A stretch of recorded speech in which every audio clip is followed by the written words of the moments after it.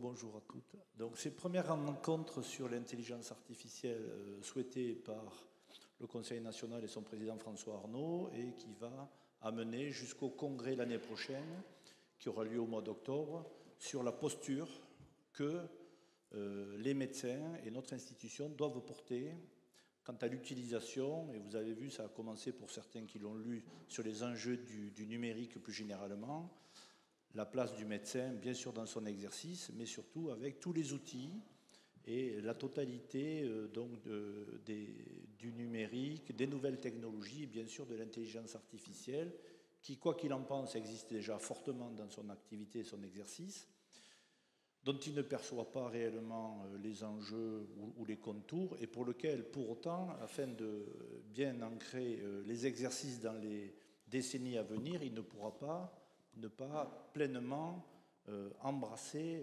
la réalité de l'intelligence artificielle dans nos pratiques. Alors on le voit déjà sur de nombreux plateaux techniques, biologie, radiologie, médecine nucléaire, oncologie ou d'autres, mais on le voit dans nos quotidiens, dans l'ensemble des différents outils, applications smartphone ou téléphone. Donc voilà, donc c'est aujourd'hui la capacité de rencontrer des experts, et moi je suis très heureux, je remercie d'être là, que ce soit bien sûr dans le monde juridique ou assurantiel ou foncièrement avant tout des patients, mais pour autant, voilà, c'est une vraie posture, c'est une vraie stratégie portée par l'institution pour les années à venir. Donc je compte surtout sur vos échanges, leur présentation bien sûr, et les échanges qui vont tout au long de l'année jusqu'en octobre 2024 essayer de sillonner à travers ces différents rapports d'experts une posture institutionnelle et surtout amener les médecins à être dans la réalité de l'intelligence artificielle et le numérique dans leur exercice. Donc merci pour cette invitation et bonne séance. Merci beaucoup. On va poser déjà quelques questions pour poser le débat. Et puis n'oubliez pas, comme ce matin, pour tous celles et ceux qui veulent poser des questions, n'hésitez pas à lever la main. Je me ferai évidemment l'écho de vos questions. Peut-être d'abord, si vous voulez bien, Madame Billiat, est-ce que le recours aujourd'hui à tous ces instruments de nouvelles technologies, on parle de l'IA, entre autres, est-ce que ça exonère le médecin de toute responsabilité? Alors rentrons directement dans le sujet. Merci pour cette question qui est très simple. Alors, à l'évidence que non.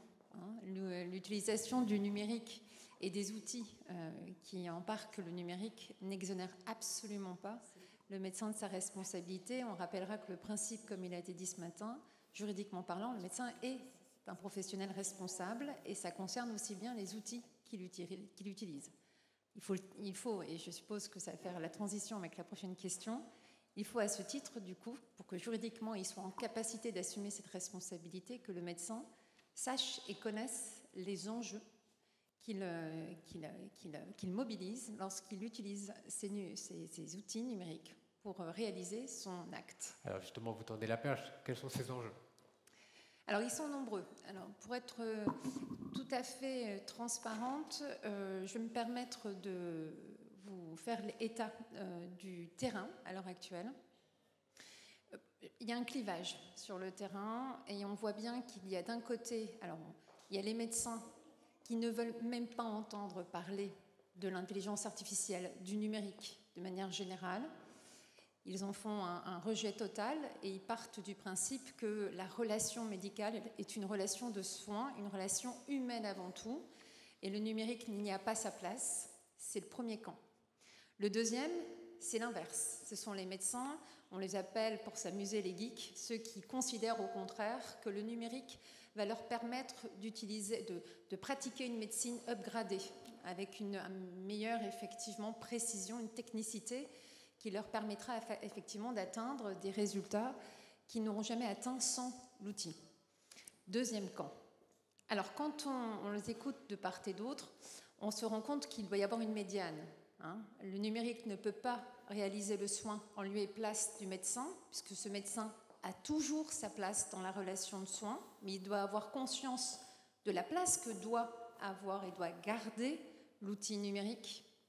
Il s'agit effectivement de prendre l'exemple du médecin qui va se confier totalement à l'intelligence artificielle, aux résultats proposés par l'intelligence artificielle, et qui va en perdre son sens critique.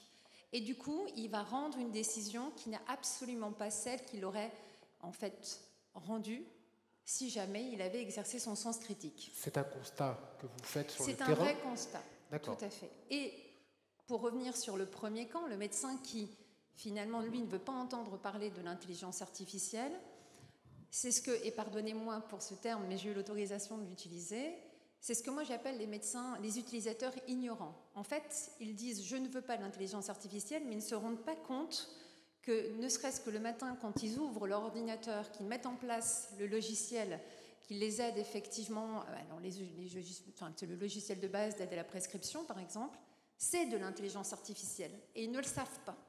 Et donc, ils vont l'utiliser sans avoir conscience des enjeux que ce logiciel, effectivement, génère dans leur propre pratique. Vous voyez bien que de part et d'autre, on se retrouve face à des professionnels qui engagent leur responsabilité par l'usage de l'intelligence artificielle. Il y en a un qui ne connaît pas les enjeux, parce qu'il ne sait pas qu'il l'utilise et qu'il ne sait pas à quel point, effectivement, ça a un poids sur sa décision médicale, et l'autre qui sait qu'il l'utilise, mais qui considère qu'elle est beaucoup trop intelligente pour pouvoir la critiquer et qui s'y fie totalement. Au final, d'un point de vue juridique, de part et d'autre, ils sont tous les deux responsables. Et je considère effectivement que malgré tout, ils ne sont pas conscients des enjeux et juridiques et éthiques, et ce que ça implique aussi dans leur capacité ensuite à assumer finalement les conséquences, notamment d'un point de vue juridique, de leur acte. Et sur un point de vue juridique, peut-être assurantiel, etc., Nicolas Gombaud, sur le constat qui vient d'être fait, qu'est-ce qu'on peut rajouter et qu'est-ce que vous pouvez également nous faire partager sur l'élément de terrain? D'abord, je crois qu'on peut dire que le digital, le numérique et l'IA, et notamment l'IA générative, vont complètement transformer à terme le système de santé. C'est ce qu'a conclu le rapport de l'OCDE qui a été rendu public la semaine dernière. Ça datait du 7 novembre, un élément extrêmement important. Je vous invite à en prendre connaissance si vous ne l'avez déjà fait. Et c'est sûr que les récalcitrants deviendront de plus en plus rares quant à l'utilisation de l'IA. Alors Stéphane l'a cité, les domaines, les spécialités qui utilisent aujourd'hui l'IA, on cite l'oncologie, on cite la radiothérapie, je crois que tu n'as pas cité la dermatologie, mais la dermatologie aussi utilise beaucoup l'IA. C'est certain. Et sur le plan pratico-pratique, je crois que de la description qui vient d'être faite, on peut tirer finalement deux questions. Est-ce que le médecin qui utilise l'IA et qui va aboutir à une décision médicale infondée, contestable, engage sa responsabilité du seul fait que l'algorithme l'a trompé?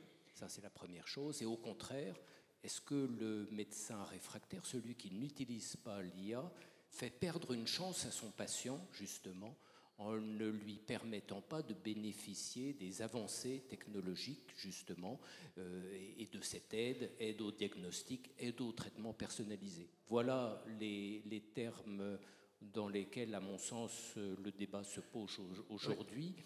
Il est extrêmement important, mais je dois dire que de notre côté, à la MACSF, nous n'avons pas encore connaissance de mise en cause de responsabilité. Ça ne veut pas dire, fort au contraire, qu'il ne faut pas y songer dès maintenant. Est-ce qu'il faut légiférer? L'Europe va sans doute s'en charger pour nous. Voilà les questions aujourd'hui, à mon sens. Merci. Deux questions très importantes que vous avez posées, notamment sur la responsabilité. Aujourd'hui, où est-ce qu'on en est, Maître Calperine? Moi, je pense qu'il y a une partie que vous avez pas citée, que vous m'avez laissé faire, je vous en remercie. Ce sont les chirurgiens. Les chirurgiens sont des grands utilisateurs de l'IA. Dès aujourd'hui, il va y avoir une conséquence sur ce que vous avez dit, à mon sens, c'est l'information, la question de l'information du patient. C'est ce que vous venez de dire, Monsieur Gombaud.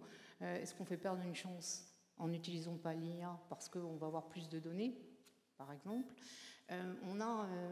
Tout récemment, l'IA vient de créer un algorithme incroyable sur les luxations des prothèses et qui permettrait de déterminer s'il y a un risque pour le patient X d'avoir une luxation.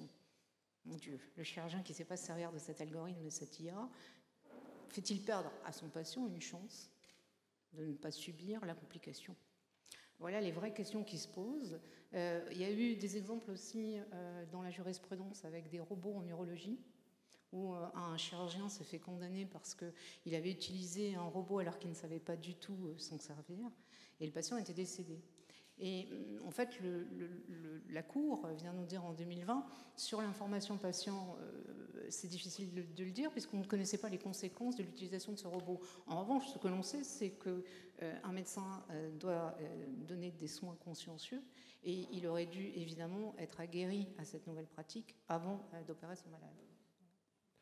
Vous parlez de responsabilité du médecin face à l'IA, parce que M. Gombaud a soulevé la problématique. Est-ce qu'aujourd'hui on est suffisamment armé juridiquement? Est-ce que le médecin a suffisamment d'informations face justement à ce qui est en train de nous arriver? Stéphane Oustric, par exemple, est-ce que le Conseil national commence à travailler sur ces questions? J'imagine que oui.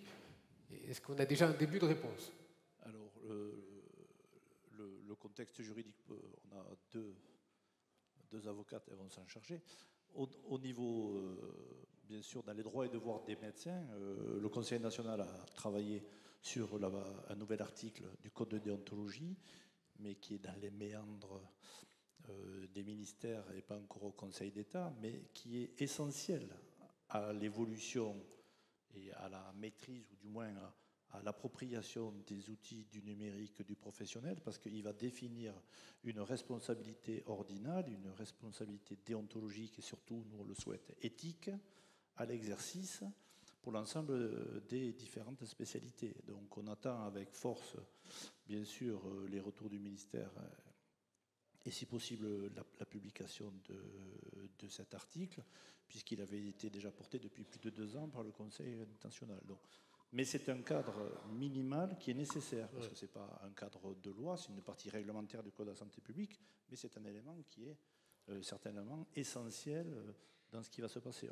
On sait que ce n'est pas loin, mais c'est ce qui va permettre d'aller plus loin en tout cas, et probablement que les juristes auront ramené des éléments là-dessus. Alors sur le niveau juridique, est-ce qu'on a déjà des choses qui sont abouties pour le médecin pour répondre à la question de la responsabilité face à l'IA?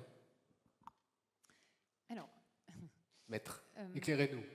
Il y a plusieurs choses. Donc, sans rentrer dans le détail des textes, il y a un point, si vous voulez bien, sur lequel j'aimerais revenir, puisque vous parliez effectivement de moyens et de moyens mis à disposition du médecin.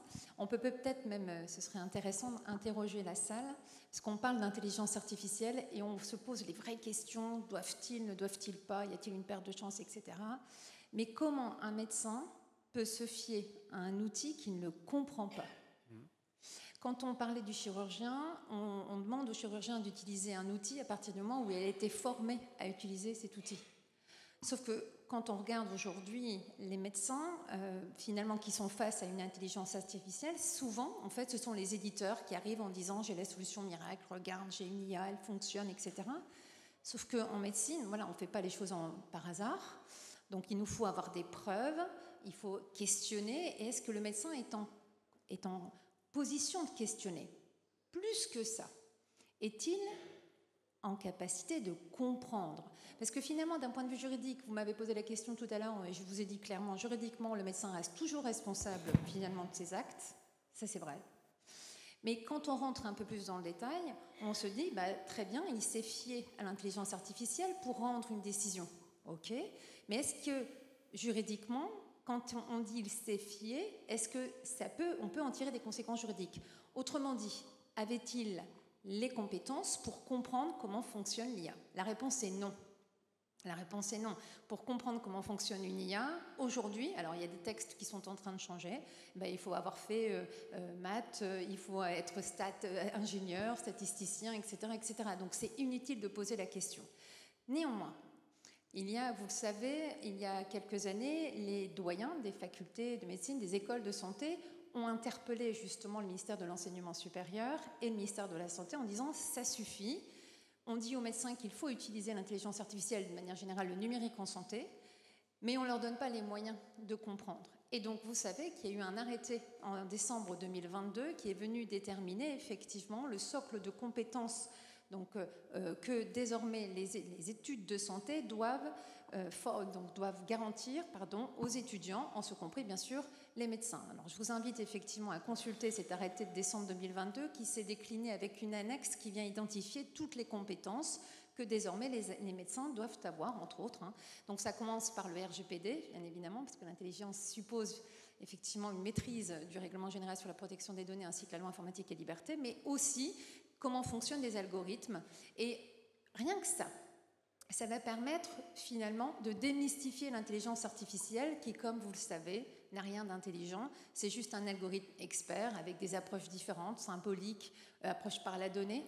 Et donc à partir du moment où le médecin comprend comment ça fonctionne, alors oui, on peut considérer que juridiquement, il est mis en position pour effectivement essayer de critiquer le résultat qui n'est simplement que proposé. Et d'ailleurs, ce qu'il faut, et pour terminer sur la question que vous posiez, outre cela, je pense que c'est une avancée intéressante, il faut savoir que sur le terrain, ça a été très compliqué pour obtenir cet arrêté, mais on l'a obtenu, on est très contents. Alors, on l'a obtenu en 2022, là où l'intelligence artificielle existe depuis 1950. Il y a un petit laps de temps, mais ma foi, ça existe et c'est très bien. Néanmoins, on a quand même la loi bioéthique en France de 2021, vous savez, qui a créé de nouvelles obligations à l'égard des médecins, en l'occurrence, qui utilisent l'intelligence artificielle lorsqu'ils pratiquent leurs soins. Parmi les obligations, l'obligation de transparence. C'est ce que vous disiez très justement tout à l'heure. Le médecin doit être transparent vis-à-vis du patient quand il utilise l'intelligence artificielle. Ce qui dénote aussi une autre obligation, l'obligation d'information. Le médecin doit indiquer au patient lorsqu'il utilise l'intelligence artificielle. Et quand on dit obligation d'information, on sait très bien que derrière, il y a obligation de recueil de consentement. Ah oui, ça sous-entend que le patient informé puisse très bien vous dire, écoutez docteur, je ne veux pas que vous utilisiez l'intelligence artificielle.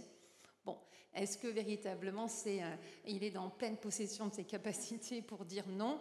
Néanmoins, le texte existe, obligation effectivement de recueil de consentement. Et énième obligation que je tenais absolument à souligner cet après-midi, c'est qu'en plus, il est exigé effectivement que le médecin exerce un esprit critique sur le résultat proposé par l'intelligence artificielle, ok, et aussi sur la solution qui embarque l'intelligence artificielle. C'est-à-dire que vous devez, en tant que médecin, non seulement soigner, mais en plus, quand vous utilisez l'intelligence artificielle, il faut que vous soyez en compétence pour critiquer la solution qui vous est proposée par l'éditeur, ce qui suppose à la base quand même une connaissance.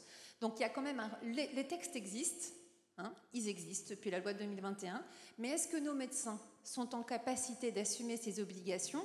Ça, c'est une autre question. On va poser la question justement. C'est important, ça veut dire qu'aujourd'hui, on n'aurait plus besoin de légiférer, en tout cas en l'état. On a les obligations générales. Exactement. Après, bien évidemment, il faut effectivement les appliquer. Toujours dans les détails, bien évidemment. Mais ça veut dire que, là, je vous donne la parole tout de suite parce qu'il y avait le rôle du patient, mais Stéphane Ostric, pour le rôle du médecin, quand on dit... Quand j'entends Maître qui nous dit c'est à vous d'avoir cet esprit critique face à l'IA, on peut poser la question, effectivement, dans le public aussi, comment est-ce que vous pratiquez au quotidien à partir du moment où vous ouvrez l'ordinateur et que tout est déjà devant vous? Non, mais il y a plusieurs niveaux dans la lecture critique d'une information. Il y a celle qui est transmise parce qu'on est dans la prise en charge d'un patient et de son parcours. On le fait habituellement. Mais c'est sûr qu'il y a bon nombre de process qui sont à revoir. C'est-à-dire qu'il faut faire aussi des confiances de fait. Avant, quand on avait une radio, on pouvait regarder la radio en se disant il y a un truc, je vais rappeler mon confrère. Aujourd'hui, on a un compte rendu, il faut aller le chercher sur une plateforme avec des codes d'accès. Au bout d'un moment, les codes d'accès ne sont plus accessibles. Donc si le patient ne revient pas vous voir de suite, on fait confiance au confrère. Quand on a le CD-ROM, ça va bien, mais quand on ne l'a plus. Donc ça veut dire qu'il y a tout un process dans le parcours du patient qu'il va falloir informer bien le patient. Et puis il y a des notions de délai qui ne sont plus les mêmes. Il y a des éléments de décision, puis il y a des décisions ou des éléments qui sont écrits. Alors ça peut être aussi compliqué quand on dit on fait ça, mais on pourrait aussi faire ça et ça. Puis le patient il va vous demander alors qu'est-ce qu'on fait? Je ne sais pas, on nous propose des solutions. Donc ça va venir faire évoluer aussi le cadre de l'exercice, ça c'est très clair. Et vous dites que c'est un process qui est lourd finalement, et est-ce que du coup peut-être certains médecins se disent je passe outre? Mais la jeune génération, elle est dans ce process. Mais une jeune génération, quand elle arrive, c'est 10 ans. Les patients, c'est maintenant. Donc eux, ils veulent des réponses maintenant par rapport à une intelligence artificielle qui aujourd'hui, elle a déjà est 2030 pour elle, c'est déjà fait. Donc, nous, on réfléchit aujourd'hui, et c'est bien qu'on réfléchisse, mais aujourd'hui, on est déjà à 2030, voire 40. Donc, il ne faut pas être suiveur, il ne faut pas être en retard. C'est pour ça qu'il y aura un intérêt à mener une règle qui soit discutée, négociée avant tout avec tous les citoyens et les patients, que les professionnels sachent aussi dès le départ quel va être le cadre de leur exercice. Ça peut pas être un exercice futur sous contrainte ou en permanence courir après le risque médico-légal et assurantiel. Sinon, la relation de soins n'est plus ce qu'elle est, et même si le praticien utilise pleinement toutes les dispositions du numérique et des nouvelles technologies, pour autant, il ne faut pas le mettre en situation de précarité professionnelle, parce qu'à l'arrivée, c'est des pertes de chance pour les patients. Bien sûr. Voilà. Donc on va y venir aux patients dans un instant. Maître Galperine, vous vouliez réagir. Monsieur Dauphin, juste après. On fait peut-être une différence entre l'IA faible et l'IA forte, parce que pour l'IA faible qu'on utilise déjà, celle-ci, à mon sens, ne pose pas de problème. Ce que l'on vise là, à mon avis, qui fait l'objet de nos craintes, c'est effectivement lorsque l'algorithme va être nourri par lui-même et va être capable donc de reprendre ses propres erreurs et de les corriger, puis ensuite de vous redonner une autre version. Mais cette correction, qui sera faite uniquement sur un plan mathématique et qui ressortira en français dans le texte, celui-là, le médecin n'aura pas la capacité, il est toujours dans cette boîte noire informatique, et comment le médecin va-t-il savoir exactement ce qui s'est passé? C'est pour ça que je pense que la notion de responsabilité des concepteurs, des fabricants, va de nouveau être dans la lumière. Là-dessus, sur la responsabilité, Monsieur Gombaud, est-ce qu'il y a quelque chose oui. qui est en train de se mettre en place? Alors, c'est évidemment complexe et il va falloir mûrir tous les principes parce qu'encore une fois, nous ne connaissons pas de poursuite de mise en cause de responsabilité liée à ces cas d'usage. Mais je voudrais revenir sur quelques évidences et quelques convictions que j'ai en matière de responsabilité médicale au travers d'une quarantaine d'années de réflexion sur le sujet. Je sais que je fais un peu dinosaure, mais pardonnez-moi. La première chose, c'est que, à mon sens, et face à ces évolutions technologiques qui sont considérables, à mon sens, le médecin, il a besoin d'être protégé. Ça, c'est la première chose. Parce qu'il a besoin d'être protégé parce que, vu ce contexte extrêmement mouvant, cette évolution des technologies, je crois que l'exercice ne peut être de qualité que s'il est serein et que si les conditions, notamment de la responsabilité, sont bien fixées et que finalement, le médecin, on ne lui donne pas pour charge d'essuyer les plâtres. Ça, je crois que c'est absolument fondamental et c'est de notre rôle, c'est de notre responsabilité à tous que de fixer ces limites, ces bornes. Parce que un médecin qui ne sera pas à l'aise, un médecin qui sera en mauvaise santé lui-même, un médecin qui sera en difficulté, assurera des mauvais soins et ce sera finalement préjudiciable pour l'ensemble des patients. Donc un besoin de protection. Et puis deuxième chose, à mon sens évidemment, mais c'est le corollaire de la sécurité des soins, l'IA et quels que soient du reste les autres moyens ne sont pas là pour pallier une incompétence. Et donc le médecin évidemment il est tenu de mettre à jour ses compétences pour, selon l'expression consacrée par la Cour de cassation, prodiguer des soins consciencieux, attentifs, conformes aux données actuelles de la science. Alors qu'est-ce que recoupent ces données actuelles de la science quand les choses vont si vite? Voilà. Bien finalement, c'est à nous tous, c'est aux sociétés savantes, c'est aux experts de la spécialité, pardonnez-moi, de le définir. Et l'IA, pas plus qu'une autre technique, ne doit déroger, à mon sens, à ces fondamentaux que je viens de rappeler. Justement, ça nous donnera quand même quelques idées pour la suite de notre débat. Monsieur Dauphin, Arthur Dauphin, on n'a pas encore pu vous donner la parole, et pourtant Stéphane Oustric a lancé l'idée de cette règle citoyen-patient qui est essentielle dans une espèce de champ très ouvert. Vous, chez France Assas Santé, comment est-ce que vous percevez la responsabilité médicale et comment vous travaillez sur cette question? Merci beaucoup. Alors c'est vrai que je vais faire écho à beaucoup de choses qui ont été dites. Nous, on réfléchit énormément sur cette question de l'arrivée même du numérique de manière générale et de l'IA qui est vraiment très prégnante en ce moment, sur des questions bien de transparence, d'information, de dialogue avec les patients. Parce qu'on parle de plus en plus de décisions partagées dans la médecine, dans la santé de manière générale.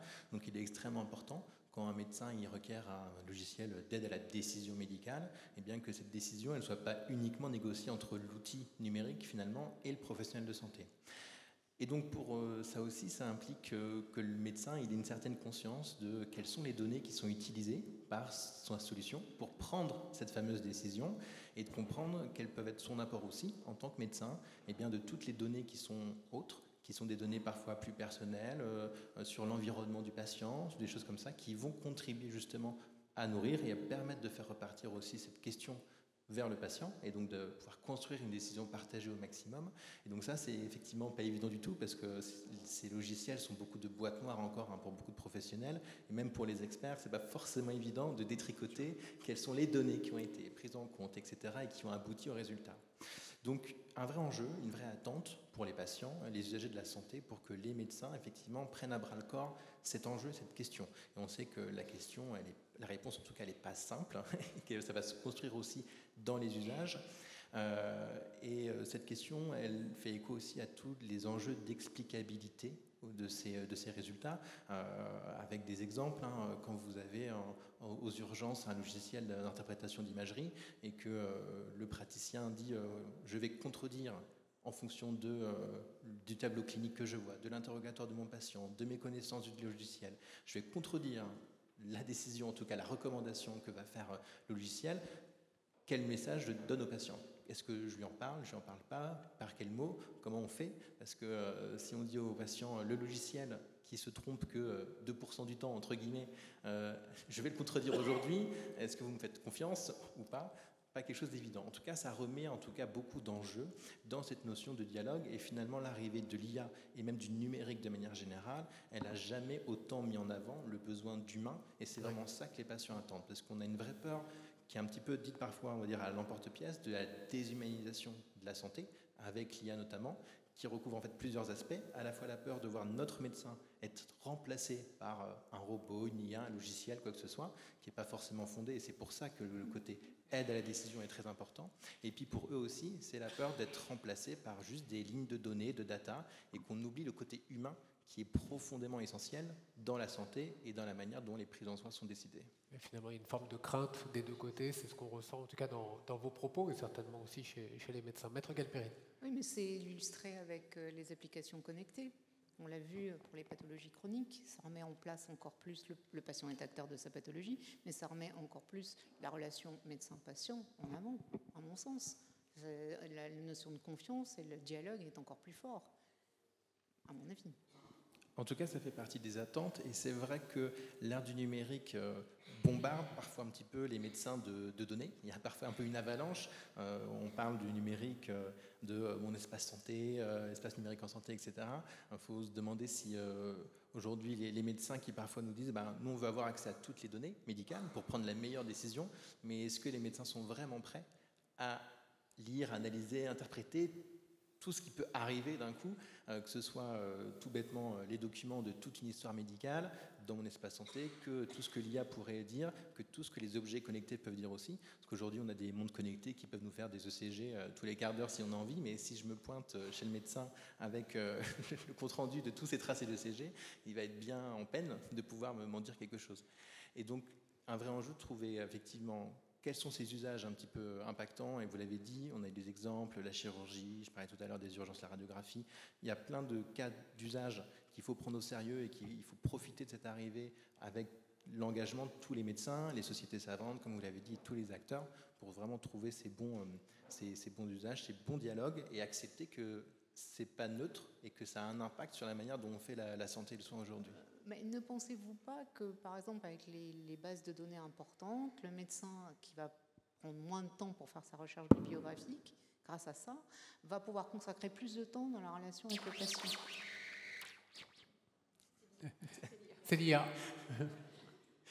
En tout cas, on en émet le vœu, effectivement. C'est-à-dire que l'IA et les outils numériques doivent être des outils pour des soins qui soient plus performants, plus personnalisés, plus rapides aussi, qu'effectivement, passer du temps d'éplucher certains dossiers médicaux, qui nous donnent des pistes, ce qui n'empêche pas qu'il va quand même falloir prendre le temps, effectivement, de voir si on est d'accord avec la décision.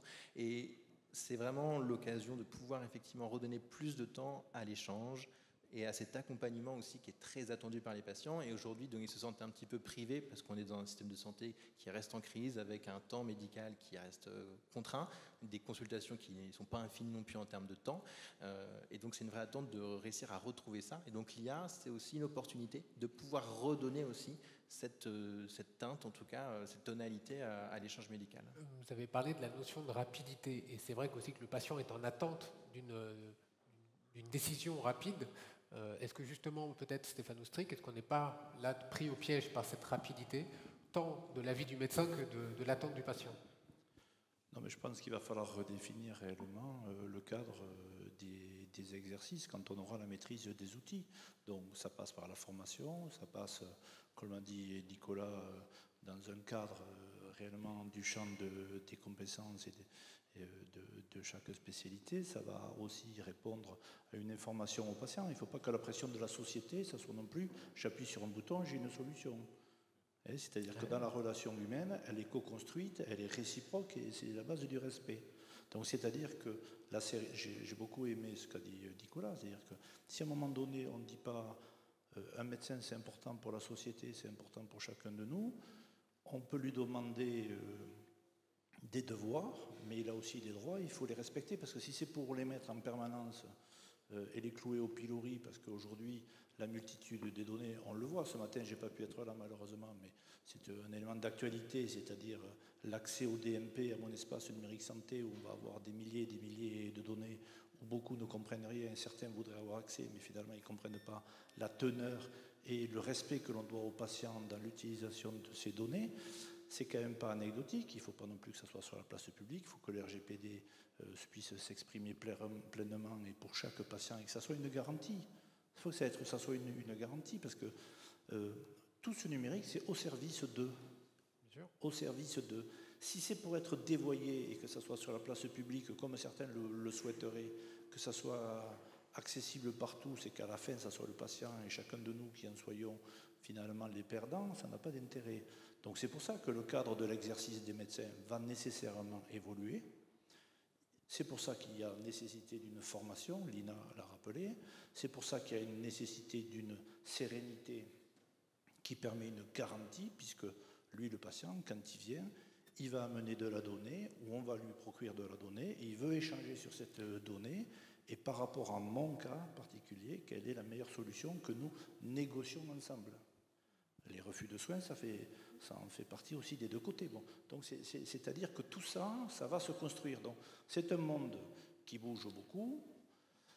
Le fait de parler de l'intelligence artificielle amène le cadre de ce grand chambardement, mais pour autant, il ne faut pas perdre l'essentiel. Il y a initialement une plainte et en face une rencontre avec un professionnel qui est là pour garantir.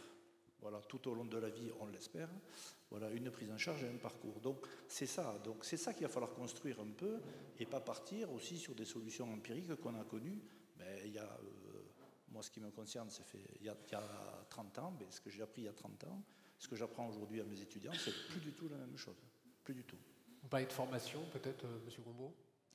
Non, ce n'était pas là-dessus que je voulais insister. Je vous en prie. Et donc, je vais continuer avec votre autorisation sur mon idée. Nous vivons dans une société avec une aversion au risque.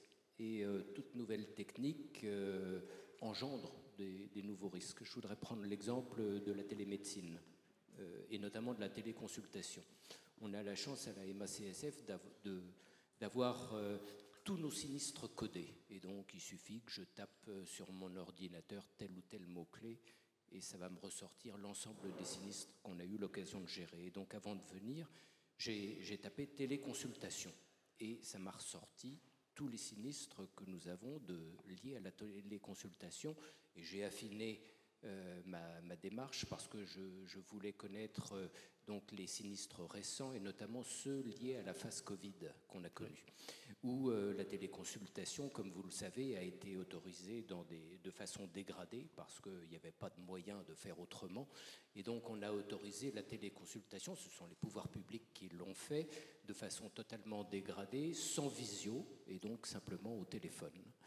Et j'ai eu l'occasion de publier sur notre site internet un petit mémo sur le sujet, et donc de retracer finalement une dizaine de conseils pratiques pour éviter de se faire piéger, parce qu'on a eu des erreurs de diagnostic liées à de la téléconsultation qui ne se seraient à mon sens jamais produits si nous avions eu un examen clinique réalisé par le praticien.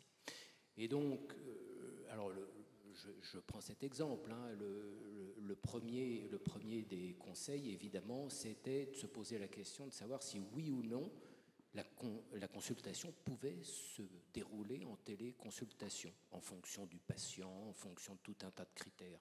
Et puis le deuxième conseil très prégnant qui revient dans ces dossiers, c'est est-ce qu'il ne convient pas d'étendre le questionnement du malade au-delà de la symptomatologie qu'il décrit, parce que quand on n'a pas en face de soi un patient qu'on peut examiner, on peut passer à côté de quelque chose, et le patient qui ne pense pas lui-même à exprimer tel ou tel symptôme qui sont pour autant essentiels.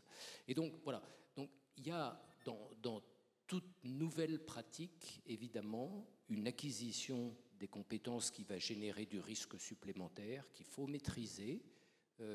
C'est une évidence, et je crois qu'il faut être totalement transparent là-dessus, et savoir à un moment T, parce que vu l'évolution des compétences scientifiques qui sont extrêmement rapides, savoir à un moment T à quoi va correspondre ce fameux état de l'art, ces connaissances médicales avérées. Alors, vous avez ouvert un champ, évidemment, une question qu'on allait vous poser. Maître Villette, peut-être vous vouliez intervenir sur cette question. Maître Galperine dans la foulée, parce que là, on a des vraies interrogations de responsabilité. Alors, merci. Je vais immédiatement rebondir sur ce qui vient d'être dit. Alors, l'exemple de la téléconsultation me va parfaitement bien, parce que je pense que ça va permettre d'illustrer un certain nombre de choses, mais quand même, juste reprendre ce qui a été dit tout à l'heure, et on terminera avec l'IA, si vous en êtes d'accord. Pour l'intelligence artificielle, on a beaucoup parlé effectivement donc, de la capacité que doit avoir le médecin de critiquer l'outil, et on a parlé de boîte noire. On ne l'a pas fait, donc je le fais. On sait qu'au niveau européen, aujourd'hui, donc, il y a un règlement européen qui est sur le point d'être finalisé concernant effectivement donc, l'intelligence artificielle. Et parmi les textes, les articles, on en a plusieurs qui donnent l'obligation, vous le savez, aux éditeurs d'intelligence artificielle.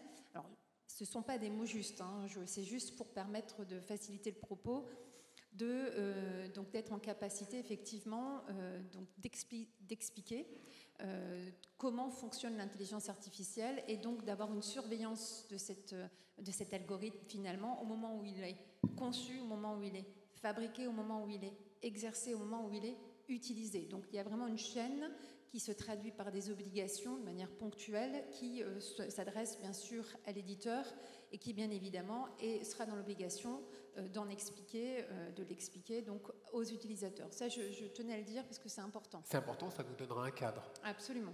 Une forme de jurisprudence par rapport à certains exemples précis. Ça sera un règlement européen qui va être d'application directe, un peu comme le RGPD, donc qui va s'appliquer effectivement à tous les éditeurs, en tout cas des IA, sur le territoire européen. Je me fais l'écho peut-être de la salle s'il n'y a pas des questions, mais ça serait pour quand ? Écoutez, les discussions sont longues. Là, on est sur la discussion finale. Il y a toute une méthodologie sur l'adoption des règlements européens. En principe, ce sera en 2024. D'accord, donc c'est rapide. 2024-2025. Ceux qui se poseraient des questions, ça va être rapide. Tout à fait. Avant aussi, parce que vous disiez très justement, donc l'idée de, il faut l'IA, en fait, de toute façon, l'IA n'est simplement proposée à l'heure actuelle. Là aussi, obligation de démystification, parce que je pense que c'est une réalité et il ne faut pas en dire plus que ce n'est. L'IA, c'est vraiment, pour l'instant, une fonction support, c'est un outil. Voilà. Et il ne faut pas que ce soit l'outil qui effectivement soit à l'origine d'une défiance du patient à l'égard du médecin et du médecin à l'égard aussi du patient. Ça, c'est un premier point. On a fait pas mal d'études. Alors, dans mes recherches universitaires, on a étudié effectivement le comportement des deux acteurs, médecin-patient, dans l'idée de le numérique, quel impact dans cette relation de soins. Alors, énormément de conclusions, mais il y en a une que j'aimerais souligner, parce qu'on n'y s'y attendait pas. C'est qu'on s'est rendu compte, mais là, Monsieur Dauphin, vous allez me dire ce que vous en pensez, que finalement, c'était un rééquilibrage de la relation patient-médecin en faveur du patient. Contrairement... et ça se comprend, alors on décline. Alors, l'exemple de la téléconsultation est un parfait exemple. En fait, alors j'évoque par contre la téléconsultation non dégradée. La téléconsultation selon les bonnes pratiques telles qu'elles sont effectivement, pardon monsieur, celles qui sont recommandées par la HAS, par les sociétés savantes, etc. Donc c'est celle-ci que j'évoque. Donc là, effectivement, on a un patient qui est à domicile, à qui le médecin traitant va lui proposer une vidéoconsultation. Eh bien, on a remarqué que le patient était hyper à l'aise. Je vous donne un exemple donc, avec un service d'oncologie avec lequel je travaille pour ces recherches. On a un médecin oncologue qui, tous les 6 mois, voit ses patients, qui d'ailleurs, pour venir, alors je suis dans le Nord, rejoindre ce médecin, le patient en question doit faire à peu près 150 km. Voilà, la région des Hauts-de-France est une très grande région. Donc pour venir voir le médecin pour sa visite, il doit faire à peu près 150 km. Le médecin me dit à chaque fois que je vois ce patient, il est aigri, il est triste. Et donc, pour moi, c'est un élément diagnostique, ça ne va pas. Moralement, ça ne va pas. Et donc, elle note, c'est un élément diagnostique. Quand à un moment donné, elle a commencé à lui proposer de la vidéoconsultation, de la téléconsultation à distance, parce que pas besoin de se déplacer à chaque fois, au bout de la 3e téléconsultation, le patient, il était gai, à l'aise. Il lui a même dit, mais docteur, vous êtes allé chez le médecin, chose que le patient ne se serait jamais permis. On a décliné, on a étudié. En fait, pourquoi ? Le patient, il n'avait pas le stress de la route. Il n'avait pas les odeurs de l'établissement qui lui rappellent à quel point il est malade. Il n'était pas stressé par la blouse blanche. Et oui, ce sont des éléments... Il était chez lui, au chaud, dans son canapé, avec sa visioconsultation. Et oui, il était à l'aise, enfin, avec son médecin. Et là, elle s'est rendue compte, le médecin, qu'en fait, il y avait elle se disait, mais là, il va bien. Mais en fait, depuis le début, il va bien. Voilà. Et la téléconsultation a permis au patient de reprendre un peu une bonne position. Et alors que le médecin qui est mal à l'aise face à l'écran, parce qu'on ne l'a pas formé à utiliser cet outil pour faire un diagnostic, se retrouve en situation de faiblesse. Absolument. Et donc ça, c'est intéressant de le noter, comme quoi le numérique rebat les cartes. Donc ça, c'est important. Mais donc ça suppose effectivement que le médecin doit être formé. Et pour terminer sur la téléconsultation, parce que pour faire le lien entre la téléconsultation et l'IA, vous avez raison, tout n'est pas éligible à la téléconsultation. Et ça, on est tous d'accord là-dessus. Mais tout n'est pas éligible aussi à l'examen clinique physique. Parce qu'on a des médecins qui reçoivent leurs patients sans avoir à faire un examen clinique. Alors, du coup, on a décliné ça. En fait, l'examen se distingue de deux. Il y a 2 types d'examens. Il y a l'examen clinique et l'examen physique. L'examen physique nécessite effectivement un contact physique entre le médecin et le patient. C'est clair que le numérique n'a pas sa place. Le patient doit être au cabinet. Le médecin doit le consulter. Et il y a l'examen clinique qui est en fait l'algorithme que le médecin utilise pour faire son diagnostic. L'arbre décisionnel, celui que vous avez dans votre esprit, est-ce qu'il a, donc état général, il n'a pas ça, je vais là. Ceci est effectivement reproduit par des algorithmes qui aident le médecin à ne pas oublier de poser des questions. Ces algorithmes sont emportés justement par des logiciels d'aide à la prescription, par exemple, que le médecin va utiliser. Et donc précisément quand la téléconsultation utilise un algorithme qui propose cette arborescence finalement et qui permet au médecin d'établir un diagnostic sur la base d'un examen clinique qui ne nécessite pas un examen physique, on est dans de bonnes conditions. Vous voyez. Donc c'est quand finalement l'IA permet à un médecin, même parfois, de faire un diagnostic qui serait plus pertinent que celui qu'il aurait fait simplement en voyant le patient et en ne posant pas les questions que l'algorithme lui avait proposé de poser. Là, ça demande aussi à faire du cas par cas. Comment savoir si c'est le jour pour faire une téléconsultation ou au contraire, en fonction des pathologies, on retombe encore une fois sur peut-être les questions de formation qui vont devoir évoluer. Et si vous me permettez juste une dernière remarque, parce que là on évoque, et Stéphane, je suis tout à fait d'accord avec lui, on évoque les obligations du médecin, etc. Mais je pense que le numérique va générer aussi des obligations à l'égard du patient. Quand le patient dit « je suis le maître de mon DMP », et que le médecin tape à la porte en disant « je voudrais accéder à ton DMP pour savoir précisément quelles sont les informations, parce que tu n'es pas à ton niveau, excuse-moi, compétent pour savoir finalement quelles sont les données qui sont importantes pour moi. » Voilà, je grossis le trait, pardonnez-moi, on est dans un espace intime, on peut parler. Ouais. Donc, moi, juridiquement, je me pose la question de savoir si finalement il n'y a pas une obligation de la part du patient de donner accès à ces données quand il entend du médecin qu'il pratique une médecine de qualité le concernant. Comment le médecin peut être effectivement dans des conditions qui lui permettent de pratiquer de manière qualitative si le patient ne lui donne pas accès à la totalité, enfin, aux données que seul le médecin est capable effectivement de trier. Eh bien, Arthur Dauphin, vous avez exactement le micro en main pour pouvoir répondre. Alors, sur les constats sur la téléconsultation, déjà, on converge tout à fait. Hein. C'est aussi des observations qu'on a faites à travers des enquêtes et des analyses aussi, exactement sur le même aspect, qu'on avait beau avoir des patients qui nous disaient « on a quand même peur que le numérique, que la téléconsultation, que tout ça soit un facteur de déshumanisation ». Et en même temps, quand on les interrogeait à la sortie du Covid, beaucoup de gens avaient exercé, en tout cas fait connaissance avec la téléconsultation, pas toujours dans des bonnes conditions. Mais on voyait qu'il n'y avait pas du tout cette rupture du colloque singulier et qu'on n'avait pas du tout... on avait effectivement même un peu plus de personnes qui se trouvaient plus à l'aise dans la téléconsultation, en particulier les patients chroniques, pour plein de raisons que tu as pu évoquer, Lina. Donc, on converge tout à fait. Et ça souligne bien cette notion du recours approprié. La téléconsultation, pas pour toutes les demandes, les solutions. L'IA, demain, ne sera peut-être pas forcément pour toutes les solutions non plus. Et il faudra aussi savoir faire sans ces outils aussi demain.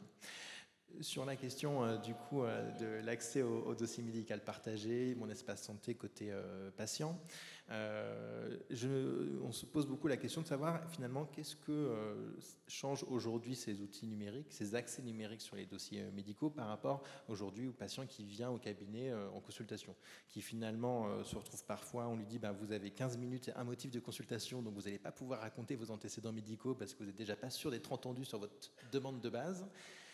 Avec aussi, pour beaucoup de patients encore, des parcours très cloisonnés liés à une certaine stigmatisation médicale qui peut encore être vécue dans des parcours en psychiatrie, en dictologie, des personnes qui vivent avec le VIH pour plein de raisons. On peut dire qu'elles sont bonnes ou mauvaises, elles restent celles des patients et qui, aujourd'hui déjà, ils partagent ou pas certaines informations en toute connaissance de cause et en sachant qu'effectivement, ça peut altérer d'une certaine manière la qualité du service médical qui est rendu. Ils le font en toute connaissance de cause parce que souvent, ils en ont aussi souffert dans l'autre sens même, sur des questions de refus de soins qu'ils ont pu subir ou des choses comme ça.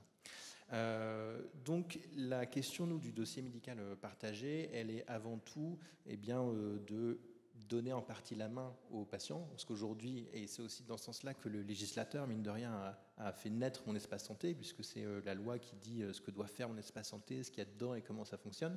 C'est pas une agence ou une entreprise, c'est le législateur, et qui a avant tout pensé mon espace santé comme, on va dire, un droit pour le patient à accéder à son dossier médical. Et aujourd'hui, malgré le numérique ou le papier ou tout ce qu'on veut, on reçoit encore énormément de témoignages, on fait beaucoup de constats sur des difficultés d'accès au dossier médical dans plein de situations différentes et qui du coup posent des difficultés. Donc c'est avant tout que les patients ils aient à travers cet outil l'accès et la gestion de leur dossier médical et évidemment qu'il puisse être un outil de continuité des soins, de partage des informations, qui puisse les aider à avoir un meilleur service médical rendu.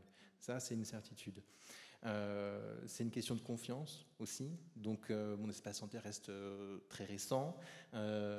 Les patients ont une très bonne confiance dans leurs médecins, dans l'ensemble de leurs professionnels de santé. Donc, il n'y a pas de raison qu'il y ait pareil de danger, on va dire, de la part des patients. Mais je pense effectivement entendre des deux côtés et avec ce danger pour la responsabilité aussi, que si le dossier médical partagé est réputé accessible à l'ensemble de l'équipe de soins, quelle responsabilité pour cette équipe de soins Exactement. de bien aller voir. C'est un point très important. Maître Galperine, vous vouliez peut-être intervenir sur plusieurs points. Mettez le micro bien devant vous, s'il vous plaît. Merci. Merci. Oui, marche. Donc, vous parlez du dossier médical papier et du dossier médical informatisé. En fait, effectivement, l'ensemble des établissements de santé sont conduits à informatiser les dossiers médicaux et ça va certainement être différent. Ce n'est pas encore le cas dans tous les établissements, j'en disconviens pas, mais demain matin, ce sera autrement, parce qu'il n'y aura plus de papier, ou très peu. Ça change la donne quand même, à mon sens. Et pour moi, si vous voulez, l'IA ne va pas changer l'interrogatoire du patient. Pour moi, si le patient ne veut pas tout dire, on n'amène pas l'ensemble de ces éléments médicaux à son médecin, il peut poser des questions pour aller plus loin, mais il peut aussi se retrouver dans une situation où il ne sait vraiment pas. Ce qui veut dire que ça va remettre en avant la question de la relation humaine, parce que ce sera toujours d'aller trouver les bonnes données pour les bons outils et les bons services qu'on pourra proposer. Alors je vous invite un petit peu à aller dans la salle, il y a une demande de prise de parole. Monsieur, puis monsieur derrière, monsieur devant, voilà. Et après, à vous de répondre. Henri Diolangar, le président du CD 86 de la Vienne. Je m'interroge par rapport au DMP et à l'expertise médicale en responsabilité, puisque on va rapidement arriver à un accès autorisé par le patient, bien sûr, pour l'expert, aux données du DMP. L'expert, il ne va pas être discriminant au départ, il va prendre l'ensemble des données du DMP, puis il va trier ce dont il a besoin pour son expertise. Mais le contradictoire va faire que puisque lui dispose de l'ensemble des pièces et que la partie demandante fournit ces pièces, le contradictoire va faire que l'ensemble du DMP va se retrouver dans les mains des autres parties. Or, comme vous le disiez, maître, tout à l'heure, le patient peut refuser de donner certaines données médicales. Or là, ça va devenir de plus en plus difficile de le faire. Qui veut répondre? Maître? Je me lance. Allez-y, lancez-vous. J'ai une demande de prise de parole après. Alors, juste pour information, il y a un arrêté très récent du 26 octobre qui vient déterminer les professionnels qui ont accès au DMP, donc celui même que vous évoquez, et ils sont nommés en leur qualité de professionnels et non pas par rapport à la mission qu'ils auraient. Donc en l'occurrence, le médecin mandaté en tant qu'expert ne fait pas partie de ces professionnels qui sont visés comme étant autorisés à accéder. Ce qui veut dire que concrètement, comme ici il y a une expertise médicale, il faut que ce soit quand même le patient qui autorise l'accès à certaines de ces données. Alors après, selon la mission qui a été donnée à l'expert par le juge. Voilà. La mission en ce moment change. Aujourd'hui, on a vu des missions qui demandaient l'accord du patient et désormais, c'est l'inverse. Attendez, on va vous redonner le micro pour relancer le débat, mais juste pour vous dire qu'il y a d'autres personnes qui veulent prendre la parole. Mais actuellement, on a de nombreuses missions ciblées sur le dossier médical, l'entier dossier médical. Et donc, vous prenez par exemple les courriers du CHU de ma ville, qui systématiquement reprennent tous les antécédents, tous les déroulés antérieurs, et toutes les parties se retrouvent avec ces pièces en main.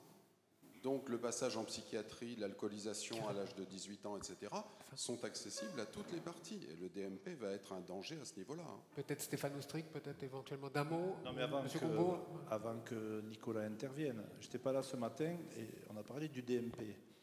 Il y a un arrêté qui est sorti, mais il y a un délai qui court. Il y a un délai qui court. Donc le Conseil national va être vigilant sur ce niveau-là.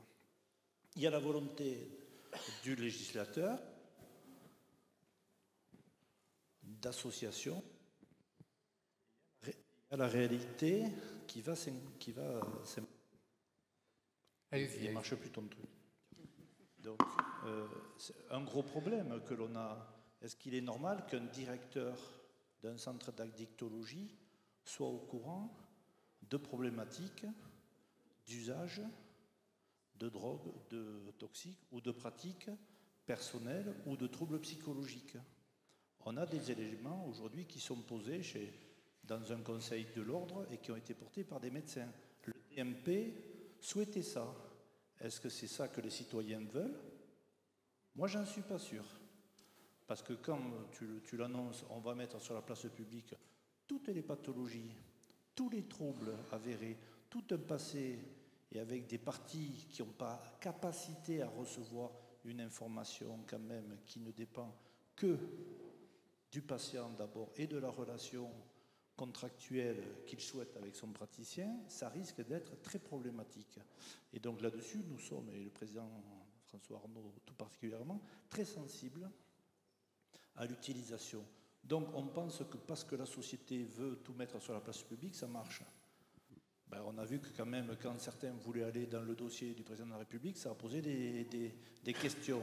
Donc je pense qu'il faut faire attention à pas, bien sûr, voilà. Ça c'est des vraies questions. Le DMP, l'arrêté qui a été amené, il y avait des conseils nationaux qui ont été portés dont je n'ai pas à faire état, mais ça va poser une vraie question.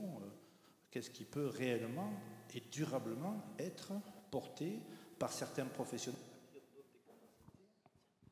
à qui on donne des capacités et qui n'ont pas la formation. Allez-y, allez-y. Qui n'ont pas la formation et qui n'ont pas les compétences. Et donc, on peut se poser légitimement la question, est-ce que c'est aujourd'hui supportable dans la société actuelle? Je ne suis pas sûr. Alors, on va prendre d'autres questions. Monsieur au fond. Oui, bonjour, docteur Eugène, trésorier du Loiret. Je voudrais poser une question prospective dans ce débat sur la responsabilité. Quelle responsabilité verriez-vous à un praticien qui réfute une hypothèse forte suggérée par un logiciel d'aide à la décision? Il ne doit pas être reconnu comme responsable, ipso facto. Non. Pardon, j'ai pas entendu. Il ne doit pas être reconnu comme responsable ou fautif ipso facto, non. Il a le droit de ne pas être d'accord avec le logiciel. Bien sûr. Ce que j'ai oublié de préciser, c'est si l'évolution ultérieure montre que la décision proposée par le logiciel était la bonne. Oui, mais là, vous raisonnez a posteriori, si je peux me permettre. C'est au moment où le praticien va poser son indication ou son diagnostic qu'il faut se replacer, à mon avis. Donc c'est à ce moment-là qu'il faut analyser sa responsabilité.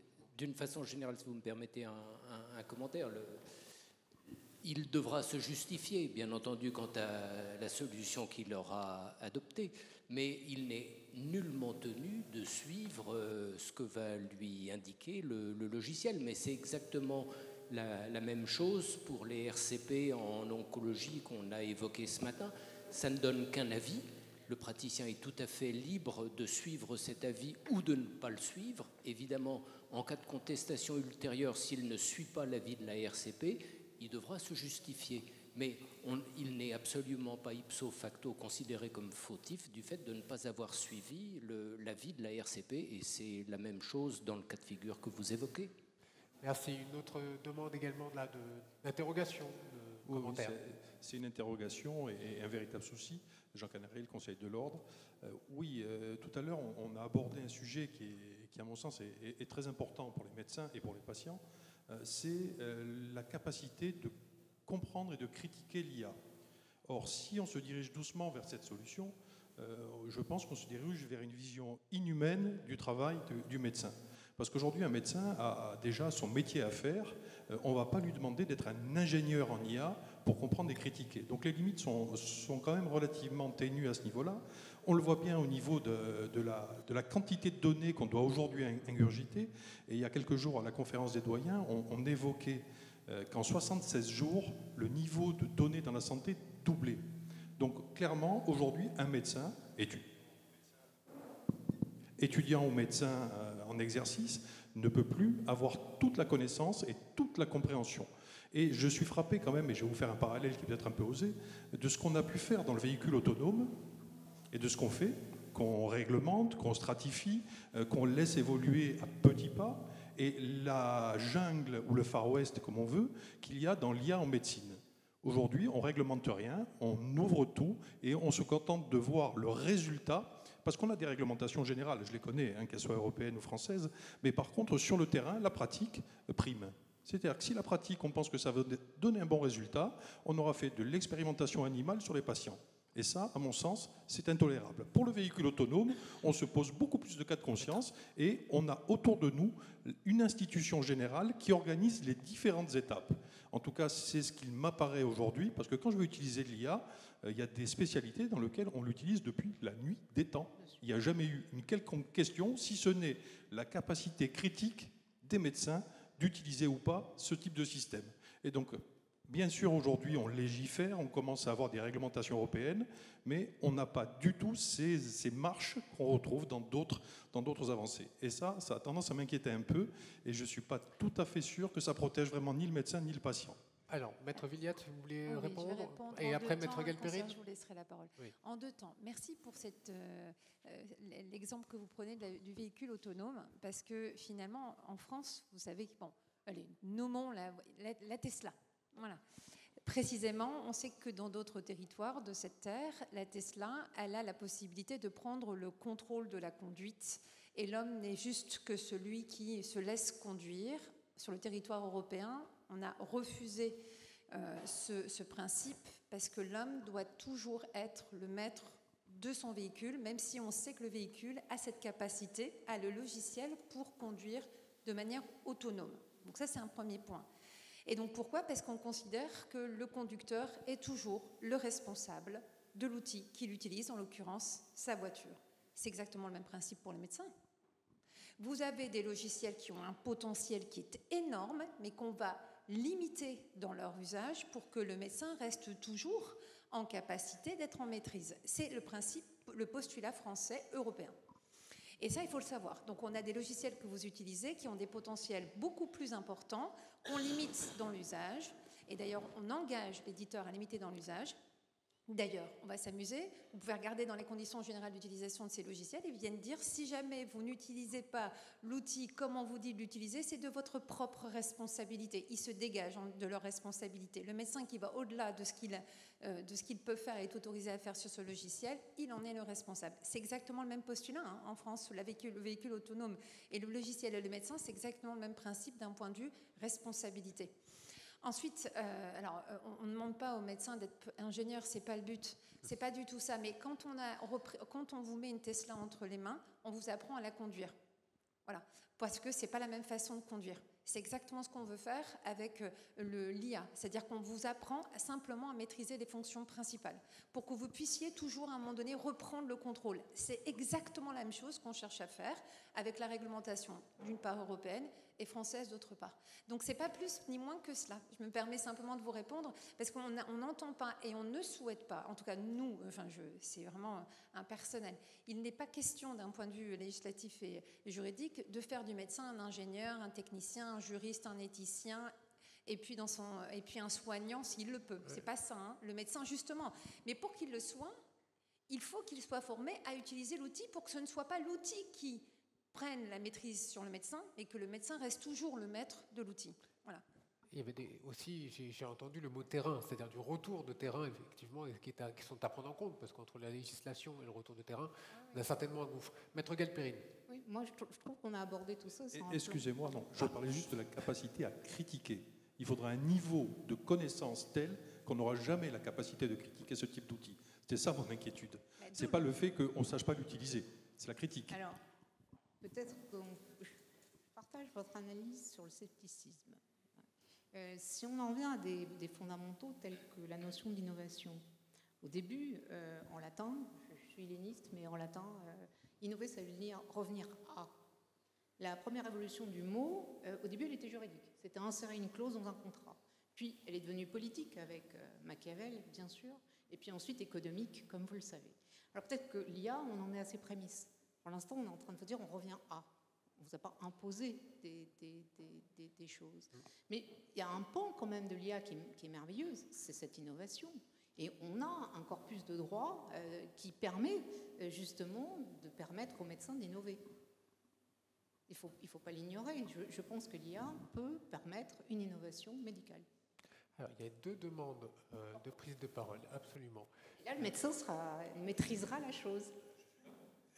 Bon, alors on va tomber d'accord. Madame. Oui, Jacqueline Rossan-Labrosso. J'ai, en fait, à vous entendre et à avoir eu les débats de ce matin, nous avons évoqué la responsabilité entre les différents professionnels prenant en charge un patient. Et là, nous voyons en fait que avec l'IA, avec le DMP, le patient va probablement jouer un rôle de plus en plus important. Et comme on parle de former le médecin à comprendre l'IA, ce que j'entends bien, hein, quand on utilise un robot, on ne sait pas comment il fonctionne, mais on apprend quand même à l'utiliser, et là, ça va être pareil. Mais la question que je me pose pour que l'utilisation de cette IA soit optimale, c'est dans quelle mesure il ne faudra pas également éduquer le patient, puisque c'est le patient qui va devoir finalement accorder l'accord à telle ou telle donnée, qui lui va savoir, lui il saura tout ce qu'il y a dans son dossier, mais après il va falloir peut-être le répartir entre les différents professionnels. Il va falloir qu'ils s'approprient cet outil, et finalement c'est une question pour les associations de patients. Est-ce que, j'imagine que oui, est-ce que vous avez prévu d'apprendre aux patients ce qu'était l'IA, comment l'utiliser, quoi mettre dans son dossier, comment gérer son DMP, et comment tout ça fonctionnait de telle manière que le patient soit le plus éclairé possible, parce qu'un patient éclairé va permettre à un médecin mieux éclairé et des soins in fine qui seront plus appropriés. Merci Arthur Dauphin. Oui, bien sûr. C'est effectivement un enjeu extrêmement fort, important et systémique. C'est-à-dire que cet enjeu d'appropriation des enjeux du numérique et de l'IA, il ne se cantonne pas effectivement aux médecins ou aux professionnels de santé. Il doit être partagé par notre société tout entière, citoyens, patients, décideurs, tous. Absolument, et de la même manière qu'aujourd'hui on continue à se battre sur les questions d'antibiorésistance et que la pédagogie elle s'arrête, je veux dire qu'elle n'a pas de limite en santé, mais demain effectivement le médecin, tous les professionnels de santé d'ailleurs, devront trouver les mots justes aussi pour pouvoir expliquer c'est quoi l'apport de cette solution d'IA, c'est quoi ses potentielles limites, qu'ils puissent faire confiance, comme quand aujourd'hui un médecin prescrit un médicament et le médecin n'est jamais derrière le patient pour vérifier qu'il avale bien sa pilule, son cachet, son comprimé plutôt, matin, midi et soir, que ce soit un antibiotique ou même une chimiothérapie. Donc c'est effectivement c'est un défi de société, donc dont on prend conscience bien sûr du côté des associations de patients. C'est un travail titanesque. Alors on travaille avec différentes agences publiques, on va dire, et les acteurs publics de manière générale pour essayer autour de mon espace santé, effectivement, de leur expliquer. Aujourd'hui, on dit, vous pouvez remplir votre profil médical dans mon espace santé, mais vous mettez un patient devant toutes ces cases à remplir. Qu'est-ce qu'il met? Est-ce qu'il utilise son vocabulaire, celui des médecins? Est-ce qu'il est exhaustif? Il en écrit 3 pages, 2 lignes. Aujourd'hui, c'est vrai qu'on ne sait pas encore répondre à ces questions. Un vrai enjeu qui soit pédagogique, qui est collégial, parce qu'on ne peut pas tout à fait voir dire le côté patient sans parler du côté des professionnels de santé et des médecins. Il faut que ce soit bien complémentaire. Donc ça doit s'insérer de la bonne manière dans le dialogue, et il y a des enjeux citoyens et vraiment sociétaux à intégrer tout ça. Et les professionnels de santé doivent être des vecteurs d'une partie de cette sensibilisation, de cette explication. Et je vais le redire, c'est un grand défi parce qu'aujourd'hui, le temps médical, il n'est pas infini. La compétence, connaissance des médecins de tous ces enjeux, elle est encore parcellaire, mine de rien, notamment dans la pratique. Donc, c'est des défis pour les années à venir, je vais me dire. Donc, c'est extrêmement important que collectivement, on en prenne conscience. Et vous l'avez dit, la formation des professionnels de santé va intégrer à partir de la rentrée prochaine tout un tas d'éléments sur le numérique en santé, notamment sur l'IA, sur plein de choses. C'est un prérequis nécessaire, c'est pas suffisant, et effectivement, il faut que ça infuse dans toutes les couches de la société. Effectivement, et encore une fois, de la concertation, c'est ce qui a été dit par Stéphane Ostric tout à l'heure. On va prendre une dernière question dans la salle avant un petit mot de conclusion. Oui, non, c'est pas une question, c'est juste je voulais vous faire un retour du terrain. Donc Philippe Paris, je suis vice-président des Bouches-du-Rhône, je suis chirurgien orthopédiste, je suis représentant du Conseil national à mon CNP de chirurgie orthopédique. Pas plus tard qu'hier matin, on a eu une formation orthorisque donc pour notre accréditation concernant les rapports des chirurgiens orthopédistes avec la radiologie actuelle. Et donc, il y avait, comme toutes les matinées orthorisques, 3000, 4000 chirurgiens orthopédistes qui venaient écouter la bonne parole. Et puis, ça s'est mis à siffler. Ça s'est mis à siffler parce qu'on a évoqué, effectivement, les difficultés d'obtenir des clichés radio. Donc, pour faire simple, avant, on avait une enveloppe, un patient qui venait avec son enveloppe, qui venait avec ses clichés et son compte-rendu. On ouvrait l'enveloppe, on mettait les trucs au machin, on lisait le compte-rendu éventuellement, ça prenait 3 minutes, c'était terminé. Là, il faut rentrer des codes, aller sur l'ordinateur, est-ce que le CD-ROM est accessible? Là, j'ai fait une FEI pour mon établissement parce qu'ils ont changé un truc, là, j'arrive plus à ouvrir le tiroir. Tout est devenu plus compliqué. Et donc la salle s'est mise à siffler. Alors les orthopédistes qui sont là, ils roulent peut-être en Tesla, ils ont peut-être une montre connectée, un ordinateur tout neuf. Donc ce n'est pas des anti-geeks, ils ont juste une difficulté de travail sur le terrain. On est en train de traverser le gué, on est passé d'une rive où le travail était simple, comme quand on fait un arrêt de travail qui n'est pas dématérialisé, ça prend 2 secondes, quand on doit le faire dématérialisé, ça prend beaucoup plus de temps, etc. On est en train de traverser le gué, mais pour l'instant on est au milieu du gué. Ce que je voulais faire remonter, c'était ça, l'expérience des chirurgiens orthopédiques concernant la radiologie. On passe d'une situation simple à une situation qui sera simple. Le problème est qu'on est au milieu du gué. Donc deux constatations, c'est que si on parle de responsabilité médicale, c'est toujours le chirurgien orthopédiste qui, s'il n'a pas les images, parce que là il ne les a pas à la consultation, mais il faut qu'il les ait aussi au bloc. S'il ne les a pas au bloc, ça sera sa responsabilité à lui d'avoir opéré quelqu'un sans avoir les images, ça ne fait pas de doute. Deuxièmement, il faut bien savoir pour les associations de patients que la victime, in fine, c'est le patient. Donc on ne se pose pas la question, on fait des économies d'échelle, on essaie de décarboner je ne sais pas quoi, parce que les serveurs, ça produit beaucoup de CO2. On veut simplifier les choses, on veut que la qualité des soins et la sécurité des soins soient optimales. Pour l'instant, on est au milieu du gué. Les médecins sont les victimes, mais les médecins sur le terrain, mais les patients sont aussi victimes, parce que je pense que dans cet état-là, tant qu'on n'est pas passé de l'autre côté du gué, sur l'autre rive, la qualité des soins est diminuée. Donc en fait, l'idée, si vous voulez, du truc, c'était de pourquoi ne pas transformer effectivement notre culture du numérique, tout en continuant d'avoir des pochettes avec des radios et des trucs, qu'on puisse au moins travailler, au moins qu'il y ait une période de transition qui ne diminue pas la qualité des soins. Et permettez-moi de vous poser une question à mon tour, éventuellement, parce que vous êtes un retour de terrain. Vous dites que vous êtes au milieu du gué. De quoi est-ce que vous auriez besoin aujourd'hui pour essayer de vous aider, en fait? Ce qui doit le plus manquer à l'Assemblée des 3000, 4000 chirurgiens hier, c'est la considération. C'est-à-dire qu'il y a des décisions qui sont prises par les plus hautes instances et à la fois par les industriels du numérique et de l'intelligence artificielle. Et puis nous sommes les petits effecteurs de terrain et on fait avec ce qu'on nous donne plus, le temps qu'on peut consacrer à nos patients, qu'on soit hospitalier. Je discutais avec un hospitalier hier, il a 45 patients à la consultation. Dans le privé, on peut en avoir peut-être un peu moins, mais le temps non plus, on peut consacrer un peu plus, mais pas de façon éternelle. Donc on parlait d'une IRM à rentrer sur un truc, mais un scanner, quand vous rentrez un scanner sur le CD-ROM, il y a 700 images, c'est 1 seconde par image. Ouais. On a résumé le truc, quoi. On ne peut pas regarder. Donc soit vous rentrez le soir avec le scanner et vous passez 1 heure de temps à refaire les trucs et tout. Alors après l'outil, je ne veux pas critiquer l'outil, moi aussi je suis un peu geek. Quand on fait des reconstructions dans tous les sens pour machin, voir sa technique opératoire, voir ça va par où, c'est primordial. Mais il faut qu'on ait un outil simple pour opérer comme avant, en tout cas sans perte de chance. Donc on est en train de traverser le gué, mais il y a une perte de chance évidente pour les patients. Faut pas passer et puis on met en danger les praticiens parce qu'effectivement, on prend moins de temps. Le temps, on ne va pas le prendre. On va le prendre pour un patient, on ne va pas prendre pour tous les patients. Considération, adaptation. Au bloc, le patient, il n'a pas sa pochette. Donc lorsqu'il oublie, on peut annuler un patient. Mais de toute façon, là, il ne l'a pas. Donc il va nous dire, oui, vous l'aviez sur l'ordi. Donc nous, on est obligés d'imprimer sur des feuilles A4 quelques images pour les avoir au bloc. Mais c'est un truc de dingue, quoi. Et c'est 4000 chirurgiens orthopédistes de France. C'est pas... Ça ne se passe pas partout pareil. Ça se passe partout pareil, madame.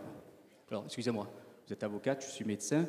Est-ce que ça se passe partout pareil? Là, il y avait toute la France. Hein. Non, mais est-ce que ça se passe partout pareil? Ça se passe partout pareil en France. Alors après, je ne sais pas, mais là, tout le monde sifflait, quoi. Il y a un ras-le-bol, si vous voulez. Je pense que ces témoignages, on pourrait peut-être interroger la salle si d'autres personnes veulent répondre pour avoir un témoignage. En tout cas, M. Paris, merci beaucoup pour votre prise de parole. Éventuellement, est-ce que quelqu'un voudrait apporter un éclairage sur ce qui vient d'être dit ou amorcer? Oui, Arthur Dauphin, bien sûr. Allez-y. Alors, je vais apporter, je pense pas des éléments de réponse, mais des éléments de réflexion que j'aimerais apporter sur cette question. On a beaucoup entendu parler, enfin, c'est, on va dire, un élément de langage énormément, ce fameux « on traverse le gué » et on est pour l'instant au milieu du gué. Et je pense qu'en réalité, on n'aura jamais fini de traverser ce gué. Pour des raisons qui sont très simples, c'est que la transition numérique de notre société, c'est une 4e révolution industrielle de masse, et à la vitesse à laquelle va l'innovation digitale, qui est vraiment exponentielle, on sera toujours à courir derrière certaines innovations, et demain, peut-être qu'on aura des imageries holographiques en 3D, j'en sais rien, avec des nouvelles technologies constamment. Et donc, en fait, il faut s'attendre à ce que notre système de santé, pour être vraiment efficace et répondre aux besoins d'aujourd'hui, qui sont de soigner les patients, parce qu'effectivement, on veut être soigné et un système de santé efficace, eh bien, c'est quelle est la soutenabilité de l'absorption de toute cette innovation. Ça, c'est quelque chose qui est évident, mais il ne faudrait pas penser que dans 15 ans, parce qu'on aurait les anciennes générations de médecins, de professionnels de santé, de patients qui ne seraient plus là, donc on n'aurait que des gens qui sont nés avec l'Internet ou des choses comme ça, on n'aurait plus de problème. C'est faux, parce que l'innovation, elle va sans cesse cesser de nous tirer. Il ne faut pas qu'on court après derrière. Donc c'est pour ça que le sujet de l'IA, il est extrêmement important, parce qu'on ne sait pas ce que demain, dans 2 ans, 5 ans, 20 ans, l'IA fera pour nous, pour les patients, pour les médecins, pour le système de santé. Et donc il faut au maximum prendre conscience de ces enjeux, essayer de préparer l'arrivée de tout ça. Et on sera jamais, de toute façon, on ne pourra jamais tout anticiper de ce qui se passera dans le futur et dans le sujet numérique.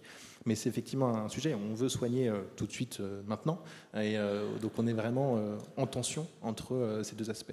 Nicolas Combeau, peut-être un petit mot juste pour finir sur ce débat. Et puis Stéphane Ostric conclura au nom de l'ordre. Alors, non. Non, ce sont évidemment des équilibres à trouver.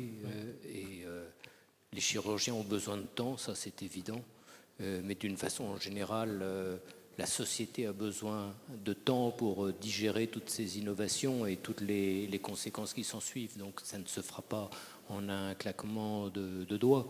Mais moi j'ai évidemment confiance dans l'avenir et sur notre faculté à trouver les bonnes règles pour qu'au final... d'une part, la responsabilité soit moins prégnante et avec cela comme corollaire, une qualité des soins meilleure. Le mot de conclusion revient à notre modérateur, Stéphane Ostric. Merci. Non, mais on a entendu d'excellentes choses. Je pense que l'ensemble des 4 experts ici ont amené des éléments importants qui vont permettre, je pense, de construire quelque chose qui soit durable. Donc durable, ça sera du respect de chacun, de comprendre qu'on ne peut pas mettre de la contrainte tant sur le patient que sur le professionnel, que l'outil va produire certainement énormément de choses positives, mais de permettre aux uns et aux autres de pouvoir réellement, en co-construction, pouvoir l'appréhender, parce que sinon il y aura bien évidemment, parce qu'à chaque fois qu'on dit qu'il y a bien sûr une avancée, mais plus on avance, plus on recule. Donc il y aura des effets néfastes et collatéraux, c'est-à-dire tant pour les patients que pour les professionnels, qu'aujourd'hui nous ne maîtrisons pas du tout. Et donc je pense qu'à l'arrivée, il faut rester assez serein sur ce qui va se passer, mais ne pas être naïf non plus. Et de penser qu'on peut encore maîtriser, non, on ne maîtrise pas, mais en tout cas on pourra encadrer quelque chose qui fasse que le citoyen en général, parce que tous les citoyens sont des patients. Ils s'ignorent certains, mais ils sont des patients. Donc, même nous les premiers. Donc, à partir de ce moment-là, il faudra que l'on puisse encadrer ça. Mais c'est sûr que la relation réciproque de respect entre un patient et son médecin, dans un parcours pour sa pathologie, elle doit être totalement aujourd'hui maîtrisée et elle doit être garantie. Et donc, je pense que cet échange-là qui doit se faire avec tout le monde et permettre que ça se fasse en bonne intelligence. Mais l'intelligence artificielle ou ce qu'il y aura au-delà, parce qu'on est déjà au-delà, on est déjà sur de la n'allons pas trop vite. Mais non, mais c'est déjà acté. Mais pour autant, il faut réellement qu'on ait des professionnels qui soient vraiment, comme a dit Nicolas, je retiens cette idée, sereins, respectés, parce qu'ils ont des droits et des devoirs majeurs, et on sait les leur rappeler souvent. Et parce que pour eux, la garantie, c'est la garantie qu'ils vont annoncer et qu'ils vont afficher vis-à-vis de leurs patients. Voilà. Et l'outil ne doit rester qu'un outil. Il doit amener des éléments, mais ça ne reste qu'un outil. Merci beaucoup, merci mesdames, merci à tous les 5 d'avoir participé à ce débat.